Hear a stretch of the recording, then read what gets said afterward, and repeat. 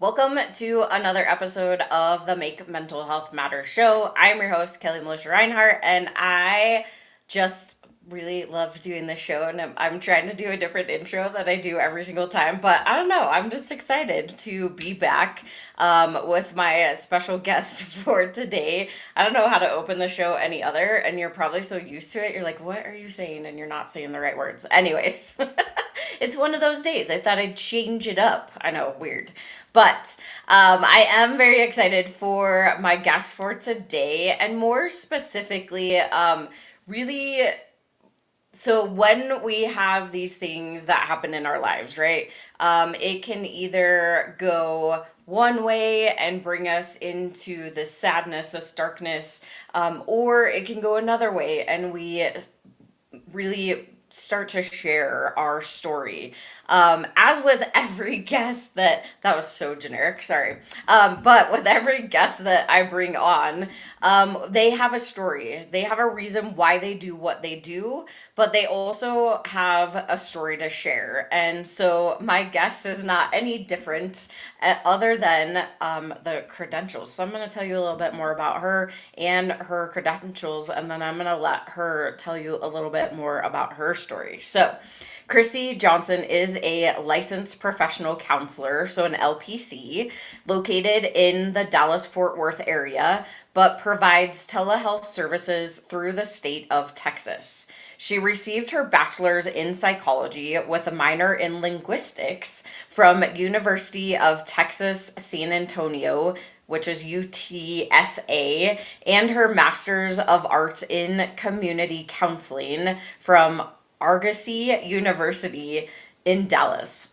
With 12 plus years of clinical experience, Kristy has helped individuals with grief, trauma, parenting, substance use, domestic violence, and more.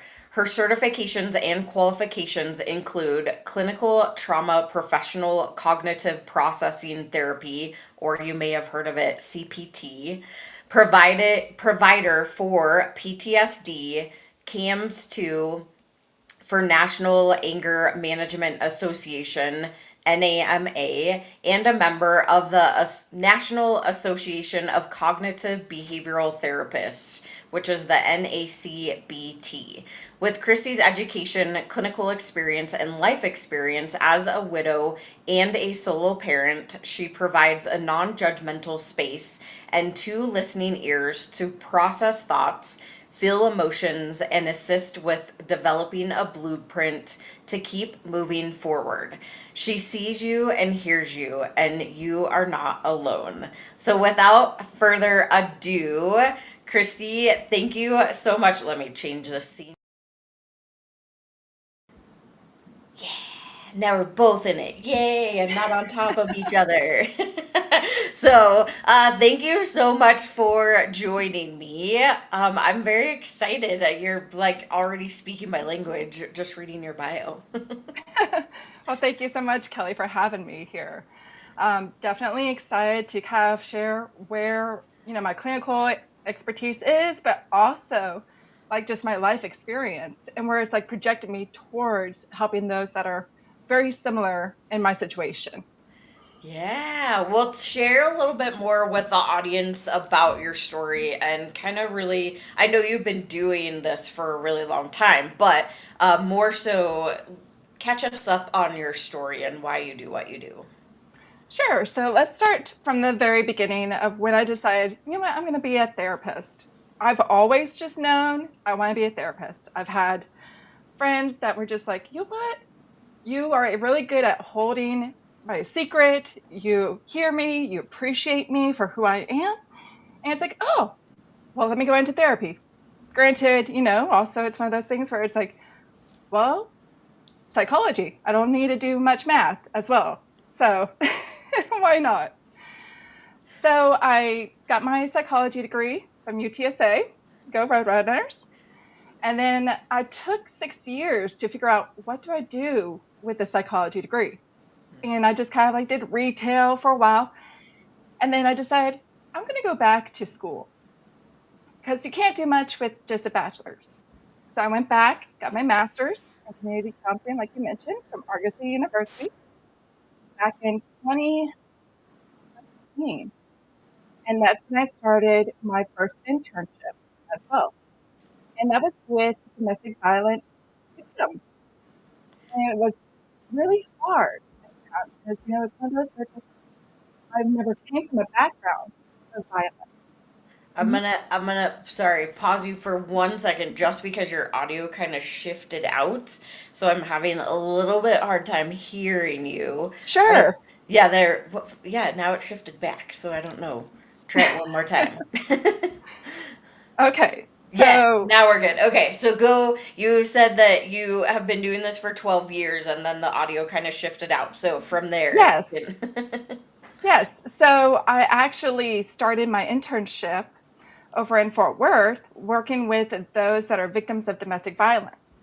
And I had to sit there and process a lot of the trauma that these people were coming in for when I had no experience of it.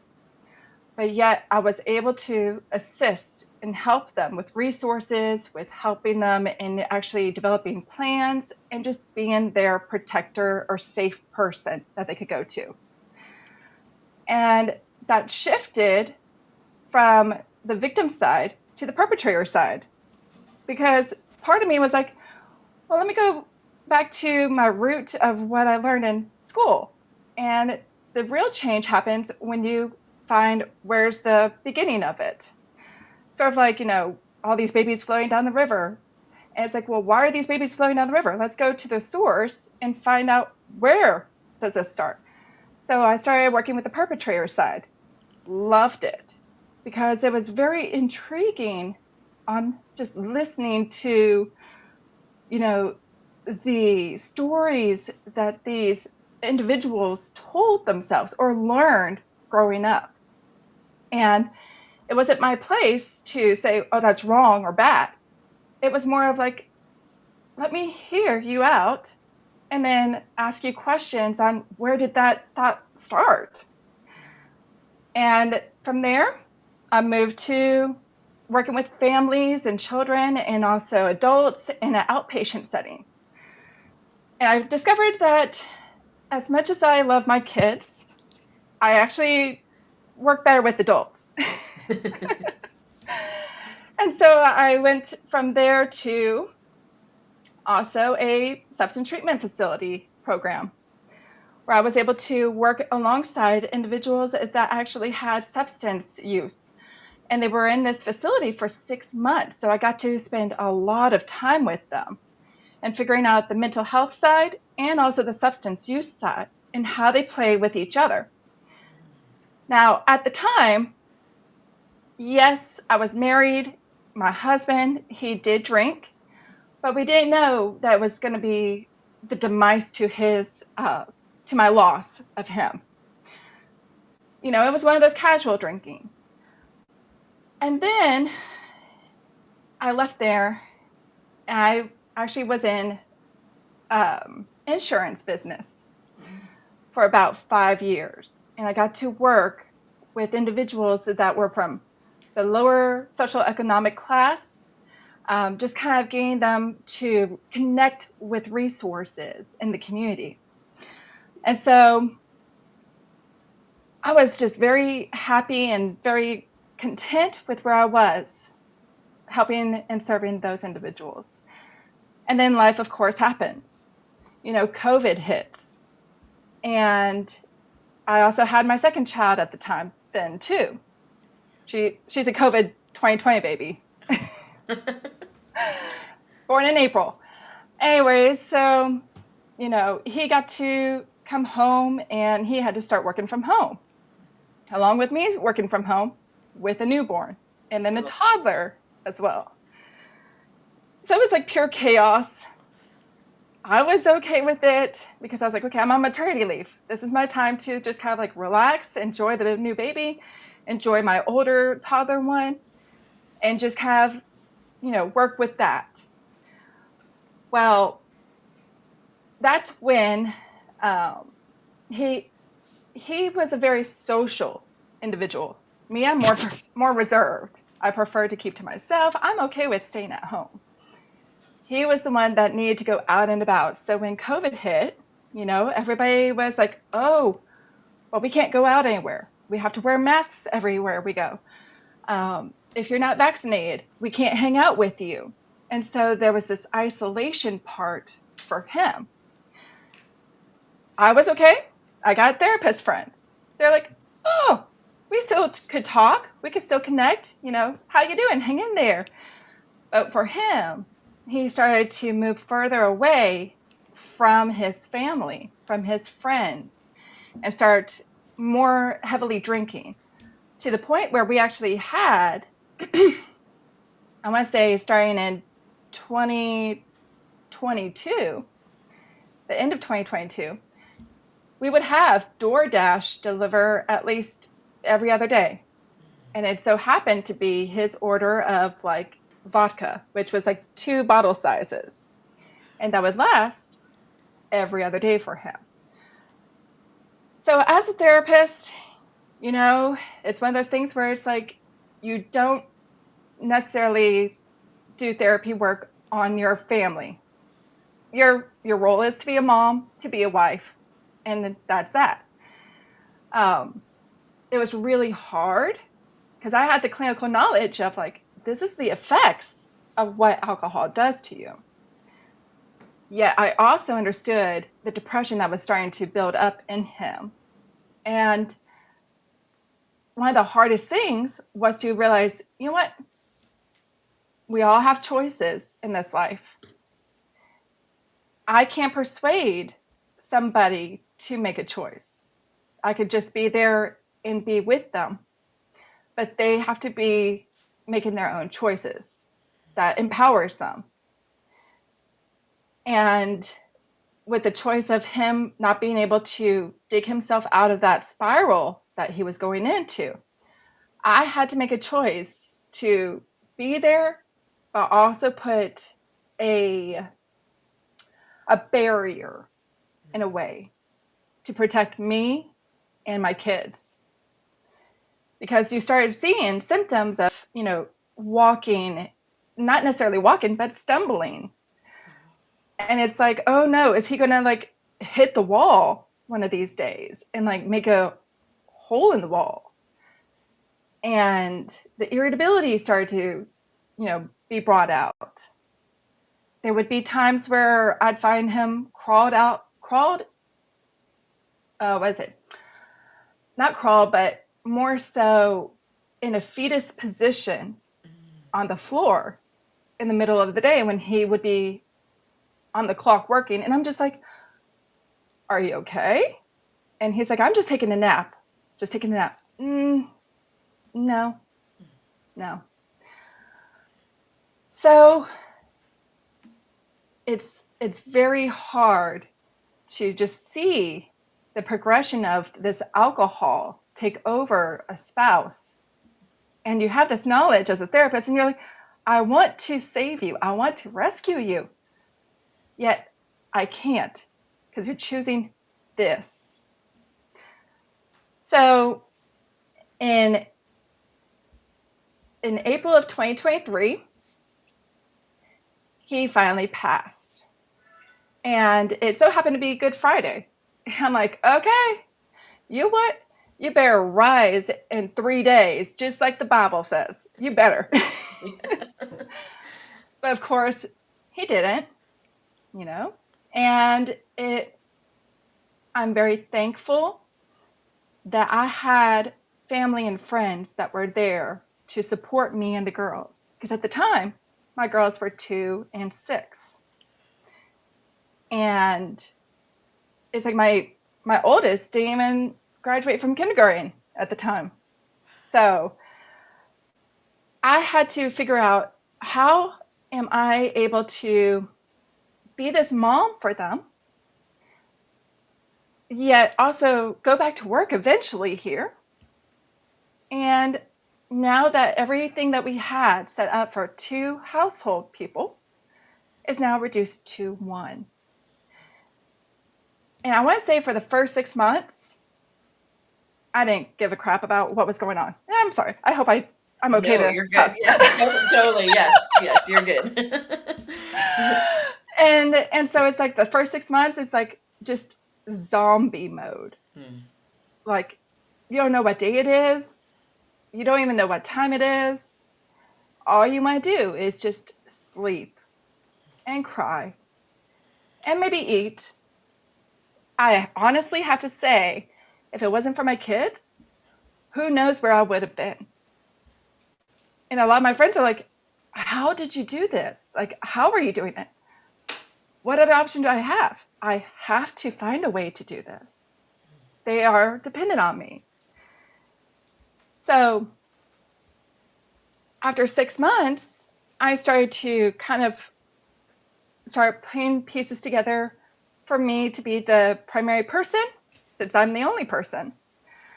And I started thinking, man, I don't know how much more I could do of just the usual 9 to 5 job, and then have to take the kids and have to take them to their sports and do homework and go to bed, like the bedtime routine, that I started feeling irritable and being very resentful, because it's like, you left me with these 2 kids and I'm having to figure out what to do here. And so after a while, I want to say summer of 2024, in between 2023 and 2024, I did go back to work, but I found out that I just didn't function the same way. So I would take a lot of time off, get sick quite often. And eventually, in the summer of 2024, I was like, I need to do something about this, because the way that I'm trying to balance everything, it feels like everything is collapsing and I'm not myself. So October 1st, I gave my resignation to my job. I have no clue what I was going to do, but I was like, I gotta leave. As much as I love my boss and as much as I love the people that I worked with, I was like, this cannot sustain me any longer. I'm going to run myself to the ground and be nothing there for my kids. And so I started my own private practice on November 1st. And the private practice is D3 Therapy Services, named after my husband. And a lot of the stuff behind me is my husband's, because I was like, I had this vision in a way where I have to give back to what he was in this world, which was a very generous man. Yes, he was dealing with the demons of like mental health, depression, and just the addiction part. But he was so much more than that addiction. He was that person that was loved, cherished, compatible, hilarious. Like, he would have a good time with my oldest. The youngest doesn't have much memory of him, but the oldest was his baby girl. And just the way that he interacted with everybody, from his co-workers to even people on the street, he always just made sure that everybody was taken care of. Always selfless. And so I was like, I already know my name, D3 Therapy Services, going to be centered on him. And for a while, I was like, I can't. I don't even want to touch the grief part. I can't. But the more I sat and thought about it and prayed and, just kind of like go, well, what am I going to do? I was like, you know what? I have to go in the grief section. Mm-hmm. I was having difficulties in finding a grief therapist that could relate to my situation. Yes, there are tons of wonderful grief therapists out there. I mean, I went through like 3 or 4 of them, I think. And I was like, okay, this is awesome. Yet, I was like, I still felt that those 3 or 4 that I connected with didn't have that deep connection. Like, they have not lost their spouse. And losing a spouse is not the same as losing a pet or losing an elderly parent. It is somebody that you're like, wait, I'm not even 40 and I'm a widow? This isn't supposed to happen.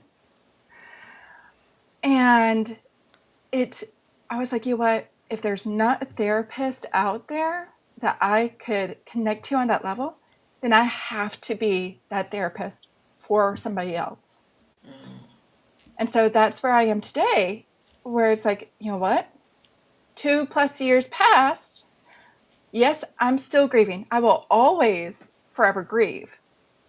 However, I'm in that position where I'm like, you know what? I want to help others know that you don't have to stop living once your spouse dies. There are ways where you can move forward with hope, with like this renewed energy of like, there is still lots of life to give and lots of life to live as well. Amazing. And I know, thank you for sharing all of that. I know this is the first time that you're like really sharing your story. So thank you so much for, I mean, just sharing all like why you got into therapy, which so many thoughts popped into my head. And fascinating to go to the offender side. So I'm going to pause or pin that, but also just being able to share your story with the loss of your husband and how you moved through it. And yes, there's those moments that it's like I don't even want to do life, like I don't. And that's a lot of my story too, with the loss of my sister. But we're gonna go to our first quick sponsor break, and then once we get back, I'm gonna ask a couple questions that popped into my head as you were chatting. So we'll be right back after this quick sponsor break. Have you ever felt completely alone? Like your life doesn't matter. One person dies due to suicide every 40 seconds. You are not alone. Call the National Suicide Lifeline at 988. Hope and recovery is possible. 1 in 8 people globally live with a mental disorder. That's why empowering minds saves lives. We need your help.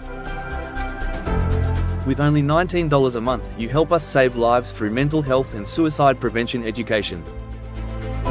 Scan the QR code or go to makementalhealthmatter.org to sign up as a warrior for mental health today. Hello, I'm Dr. Kimberly L. Wilson, also known as Dr. Burnout. You can catch me on Leadership Beyond Burnout on E360 TV on Thursdays at 5 p.m. Eastern Standard Time on the Vitality Network, where we focus on emerging women leaders and women leaders. And like that, we're back. If you happen to be just joining the Make Mental Health Matter show, thank you so much for tuning in, whether you are watching or listening. My guest, Kristy, and I, she just shared her story about the loss of her husband through drinking, and also just being a therapist, and how I totally understand you cannot help your family, especially anybody really close to you, right? Is super hard. I know more specifically myself, and I'm a coach, a psychotherapist, but it's so hard with the people that are closest to me. Those, I mean, one, just even recognizing, because you're kind of like doing day to day with those people, but then also it's like I want to help you and I want to fix you, but we can't, as you know. So I totally get that whole aspect. And you were also sharing, so the questions that were popping up into my head, and I thought was super fascinating, that you went to the side of the actual offenders. So I wanted to ask a question around that, because it's always been something that has been in my head of like, when I talk about bullying with kids, right? Generally, it is a learned behavior. So instead of reprimanding the child, like we need to look at what's behind or what's happening in the household, which I think so often is something that we miss. So Right. you don't have to go into full detail about it, but I'm just curious about that aspect with working with the offenders. Well, it was very fascinating. And it was very interesting to just see the wheels turn, because what I did was actually co-facilitate a group. And so it wasn't just one-on-one. It was a group setting where it was like 10 of these individuals that, were arrested for domestic violence and brought in. And you could see the shift over the time where it's like, well, so-and-so made me do it, to, oh, well, looking back, this is what I've learned. And then therefore I justify it by doing these actions because this is what I truly want. And it's all about communication. When a kid throws a fit, you're like, what do you want? And they're trying to tell you, but they can't tell you because their limitations are there in regards to like maybe the words or maybe the connection of words and the feeling. And so it's just kind of like slowing it down and going, okay, this action happened. I'm going to stop for a moment and I'm going to think, what are my thoughts right now? What am I feeling in this moment because of that action? And then what am I going to do on my behalf regarding, like, not even reacting, but responding to that action? Am I going to maybe participate in that, argument? Am I going to maybe walk away? Or am I going to just say, you know what? I need like 5 minutes. I'm going for a walk and I'll be back. And as long as you come back, it works. Communication is like the key to basically everything, I think. Yeah, no, definitely. And that's what, I think the coolest part is that behaviors can be unlearned, right? Like, so when we learn these patterns and these things, whether it's from parents or friends or wherever it comes from, right? We as humans have the choice to unlearn and learn something new, which I think is really cool.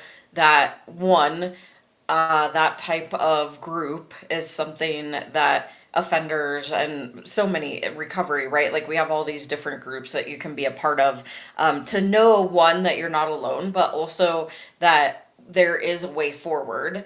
And we can start to relearn behaviors because we don't always have to be stuck in those patterns. So I think that's really cool. And yes, I love, I was also one, I have a communication, I have a bachelor's in communication and a minor in psychology, and it was a really great paperweight for many, many years. So I feel you when you said that you had to figure out what you wanted to do with your degree. And now I'm actually using it more than I ever have used it. So it is very interesting how life starts to shift in those ways. And then the other question that popped into my head, especially as you were sharing the story of the loss of your husband, and that time period, right, for everybody was so chaotic. And it's like, do I focus on the kids? Do I focus on my husband? Like, there's probably so many things that were happening in your life at that moment. And I also had friends that were, the type of people that were like, if I don't go out every single day to the grocery store, like my other option is I'm going to kill myself. Like that, I've truly people come to me and say that. And I was like, then go to the grocery store. If that's what you need to do it. So I could only imagine. I always tell people he did not die from COVID, but he died because of a subset of COVID. If COVID did not exist, he would have still been at work. He would have still been in the office setting. He would have still had his surrounding with friends. But I also don't blame COVID as well, because we all have our own personal responsibility and choices. And so it's like, yeah, that event happened. This is how he coped. Was it the best coping?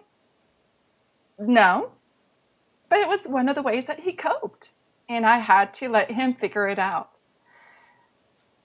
And we definitely, even in a marriage, right? Even in a relationship, we cannot fix somebody who chooses to not help themselves, right? And Right. I don't know, I hate using the like fixing words now because I am a past fixer.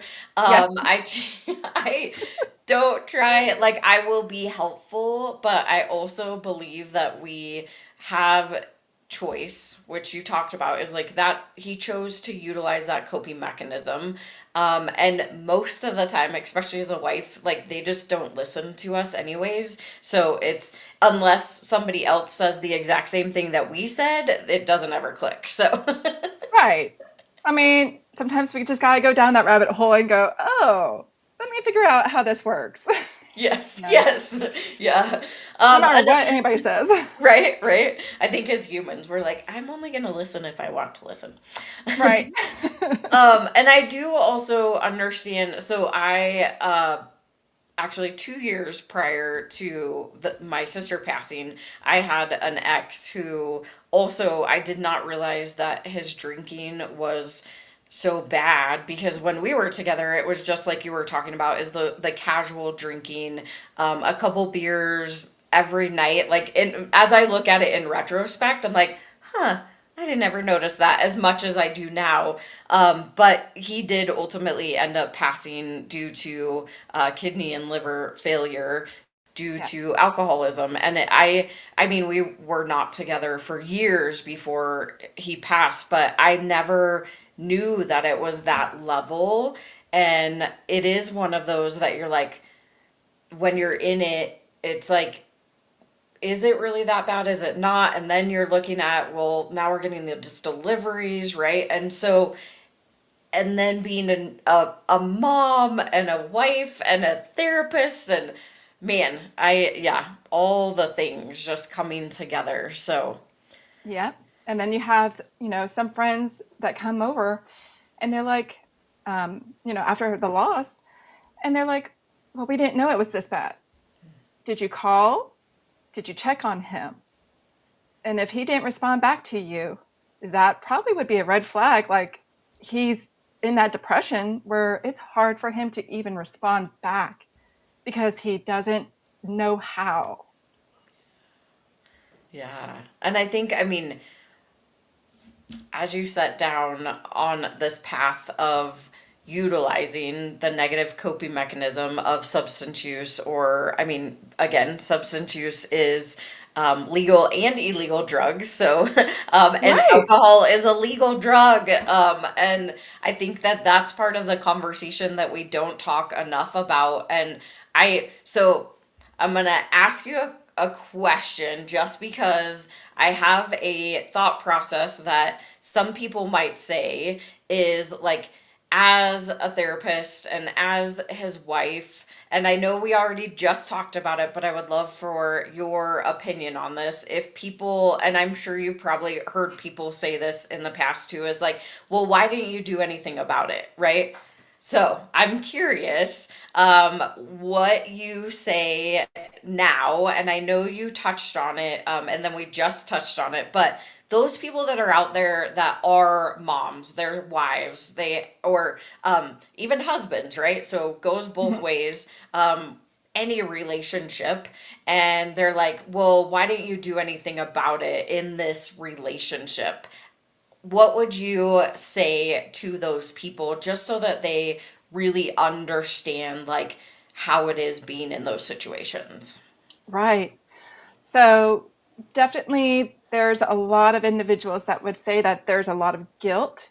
And it's not necessarily the external guilt that is coming at you, it's more of the internal guilt. Like, why didn't I do more? What could I have done differently?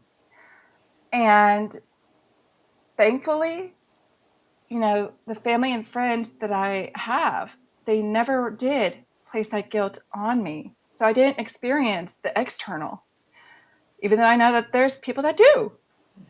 Um, and I made it very clear, especially to some of the family members, I said, I have done the best that I could. I've let him make his choice, and I have to let it go. Now, when we talk about the internal guilt, like, oh, if I should have done this, if I should have done that, you know what? Shoulda, coulda, woulda. Stop shitting on yourself. And it's like, I've come to terms where it's like everybody has an expiration date. How they get there is not my decision. It's probably not theirs unless they choose, I guess, to do something about it. But it also goes back to, we all have choices. How do I choose to live? Do I choose to carry on this guilt? Or do I choose to say, you know what, I'm letting that guilt go. And my focus now is how can I be the best mom possible for my 2 children? Because it's very interesting how my 2 children have way more knowledge about death than a lot of their kids, like a lot of their classmates. A lot of their classmates still have 2 parents. A lot of classmates have, divorced parents, but yet they go in between each parent. And it's one of those where it's like, I'm mom and dad. Therefore, I have to find a way to make sure that I'm there for them in any way possible, which means I have to let go of any guilt that I might have to be more present for them. I love that you talk about like the internal, external, right? Because there is, I call them the shoulda, woulda, coulda, shoulda, coulda, woulda, hoodoo, voodoo, we-doos. That's what I call them.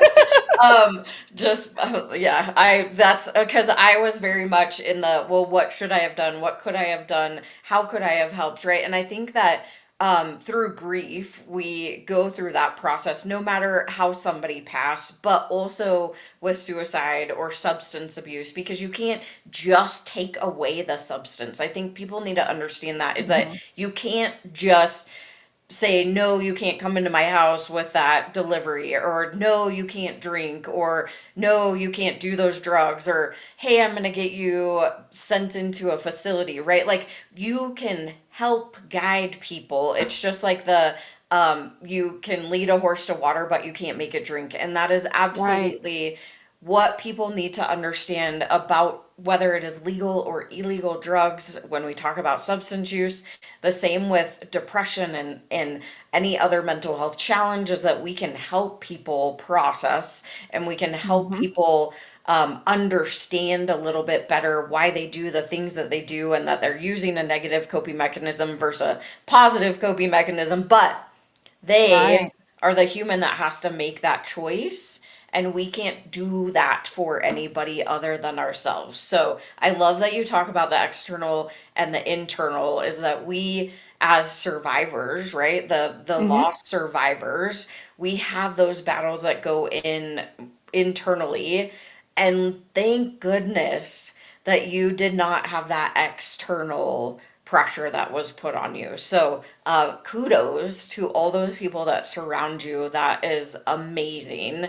We're going to go to our quick last sponsored break, but once we get back, we're going to chat a little bit more. So we'll be right back after this quick break. 1,917 people die daily from suicide globally. I lost my middle sister, Carrie, to a completed suicide on February 20th, 2017. How does Kelli, host of the Make Mental Health Matter show, impact lives? Number 1. Awareness. My story, however, it isn't unique. I am a domestic violence survivor and a recovering addict. For 14 years, I was in active addiction. And because of Kelli and the work that she does and the opportunity to have my voice heard, I was able to stay clean and sober and have hit a year. I'm still here. And if it wasn't for Kelli answering my call the day that I thought I was going to take my life.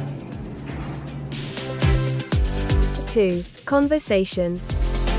I'm curious, and I know that I've heard a lot in the BIPOC community, it is very hush-hush. It's like one of those things that you don't talk about. Like you literally feel like it's not a conversation you can have. So can you talk a little bit more about that?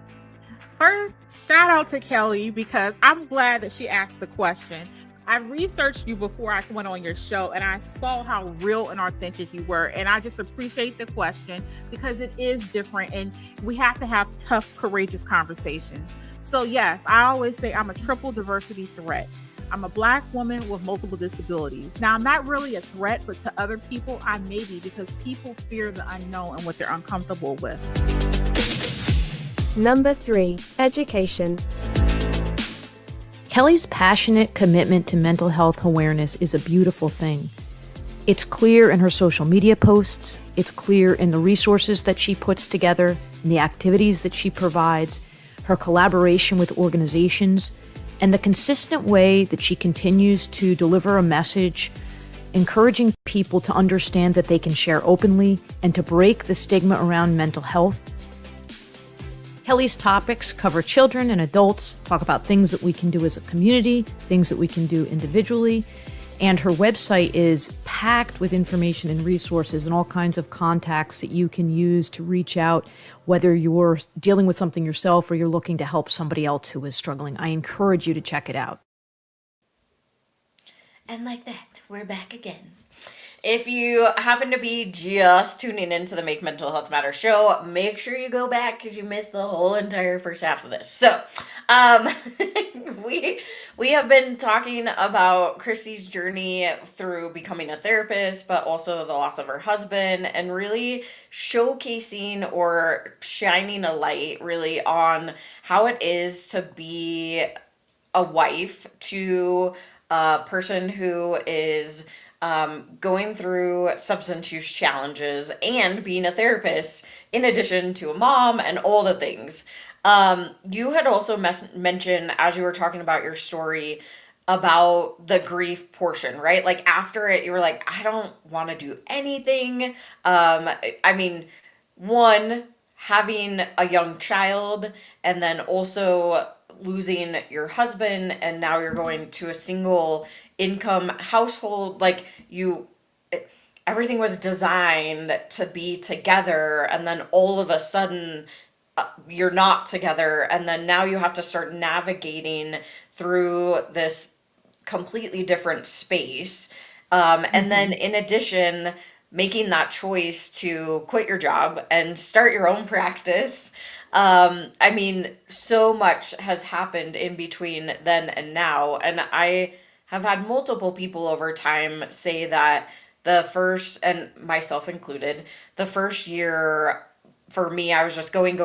Same, I had a 1.5-year-old child at the time, and it was like, it just felt like that's what I needed to do as a mom, up until you kind of hit what I call the virtual wall, that it's Right. like, oh, I gotta take care of myself. I gotta do something different, which you also talked about too. So I love sharing those experiences, but then the cool part, which I want to talk a little bit about, is that you dated some therapists. That's how I call it, like speed dating, right? You like It is.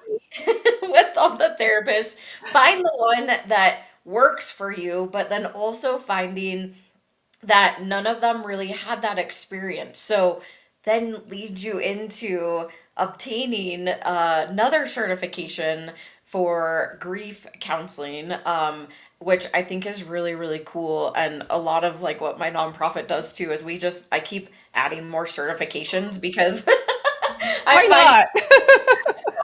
like I don't have enough things to do, but you find this need and you're like, oh, this is something I could do too. So how has that experience been for you to shift into this space?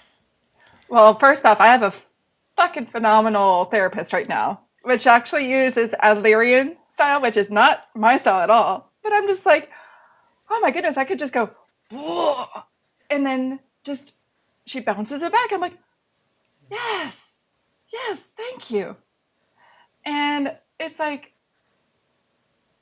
it's a relief when you finally get that connection with a therapist that gets you. And yeah, you do have to go through like a lot of frogs and kiss them. Please don't kiss your therapist, please. But it's also like one of those where it's like, when you finally have somebody that connects on that level, and it's not just a surface level, it's that deep connection level. that it's like, ta-da! And you start actually making progress that you can actually see and feel, honestly. It's like if you leave the therapy room and you're like, I'm exhausted, I could go for a nap. You might have done actually something good. Yes. Yeah, and I think, I mean, some people are like, oh, I have to go to this therapist because so and so recommended it, or like my doctor told me, gave me this list, blah, blah, blah, right? But if you Right. don't find the right one, go to another one. Like, Yes. and I think you also touched on a really good point is that not not every therapist is created equally. Not that's the not the what, but that everybody has different modalities that they can Yes. potentially utilize, right? And I've learned that a ton, just the collaborations that we do, but also coaching and knowing different people's coaching styles. Yes. So I think that's really important. The other part that had popped up into my head too is that as you are going through this process, you're finding that therapist that is going to help you, and you get that more deep soul connection, not just um, the surface level, which sometimes you need that, and that's okay. Yeah. But yeah, I think it just makes a huge difference when you can really shift into that space where they like really are getting deep in what you need. Oh, and Right. the question that was going through my head was because you talked about this non-judgmental space. Why is Yeah. it so important? It is extremely important because we take in so much, shoulds again, externally, like just, there's society stipulations that we have to meet. There is the norms that we have to contribute to. Whereas like when you go into a therapy setting, it's magic when you actually have somebody that just sits there with you in the depths of whatever you're feeling, whatever you're saying. That when you have that person just sit there and feel the uncomfortableness that you as a client is feeling, that's something that probably no other person could provide you, especially family, because of family standards. You got to meet this as being an amazing mom. You got to do this to be the best daughter. It's like all of that goes away, and you just have somebody present with you, just being there. That is very, very important. Yeah, I also another thing that I preach all the time. So I love how it aligns is that non-judgmental, and it can be even as parents, right? I think that that is a superpower that we can have as parents to be non-judgmental because most often, especially with our youth, and I know that you are more with adults in the Mhm. therapy practice, but you have kids. So, Oh yeah. but being able to take our own thoughts, our own judgments, our own beliefs out of whatever conversation we're having just to allow people, whether it's a youth or an adult, to feel truly seen and heard and understood. And it transforms, or at least for Mhm. me, it has just transformed everything that I do to be able to have somebody just hold that space. So I think that is Yeah. so valuable that you focus on that. It's almost in a way where it's like it's a mental hug. Mm. Because physical, you got your bubble, I got my bubble, but I'll give you a mental hug. Yes, I love that. Like, yes.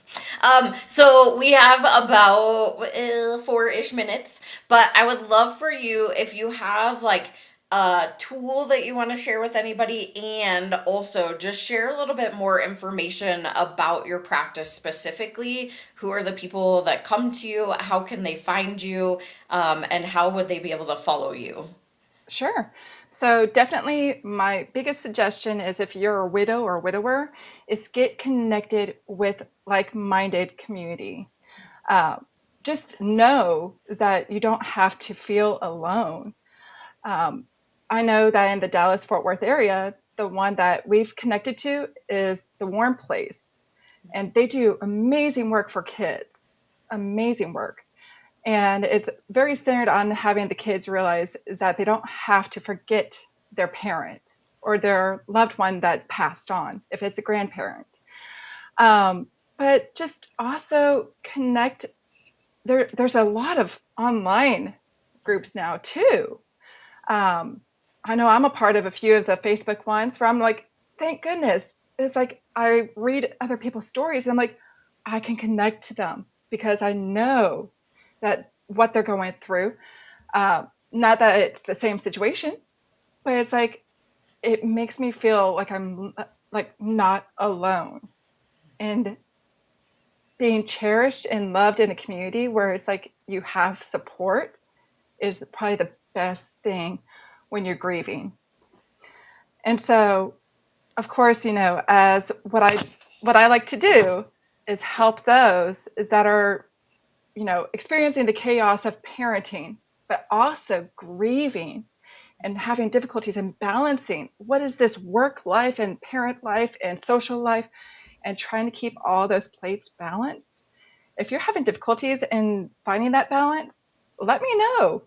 I'd like to sit down and see how maybe we could like develop a blueprint and kind of go, well, what works best for you?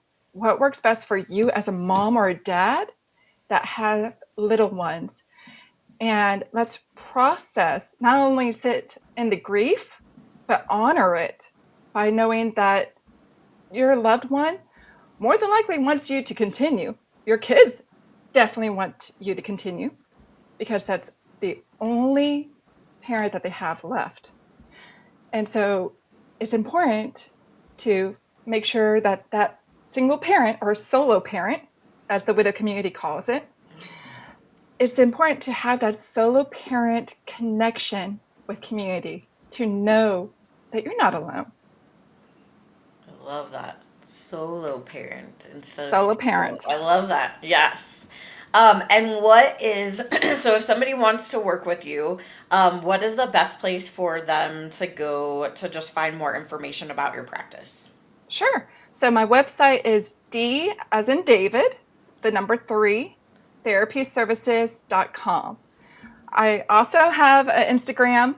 I've been kind of like on a hiatus for that for a little bit, but I do have some ideas of what I'm going to push out in the next couple of months here on Instagram, and that would be the @ D3 Therapy Services as well.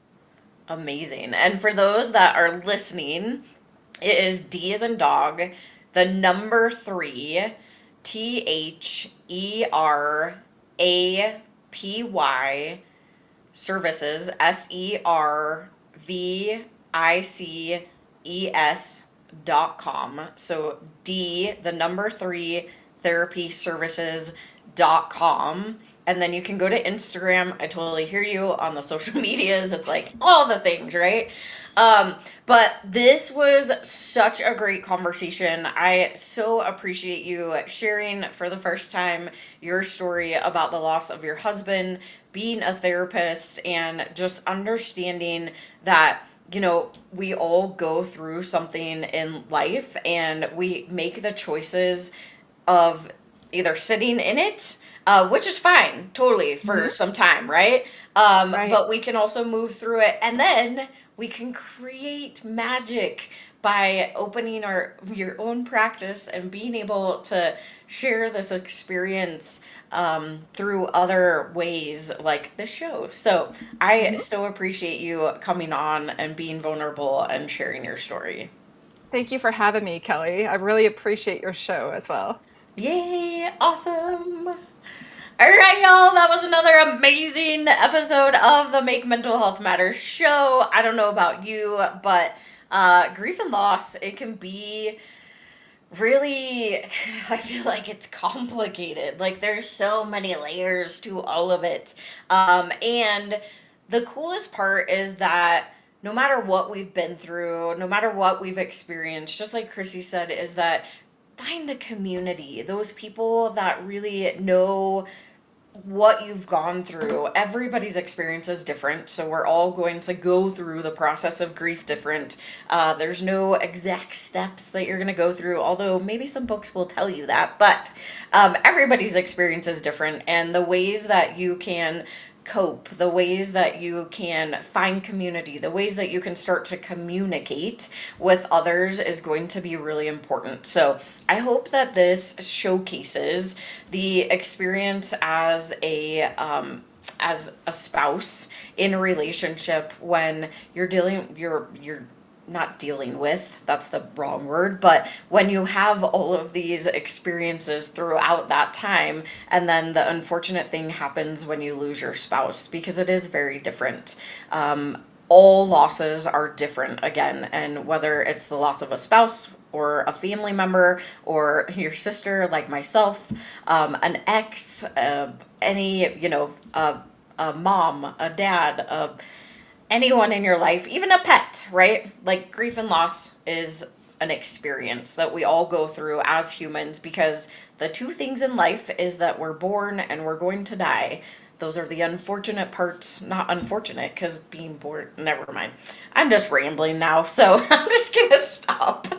But we know we're always born and we're going to die, and it's a part of life. So I hope that this helps. No matter what you do, make sure you come back next Monday. I go live every single Monday at 5 a.m. or 5 p.m. on Dream Vision 7 Radio, or you can watch on E360 TV at 5 p.m. Mountain time, Mountain Denver time. No matter what, I'll see you next week. Bye, y'all.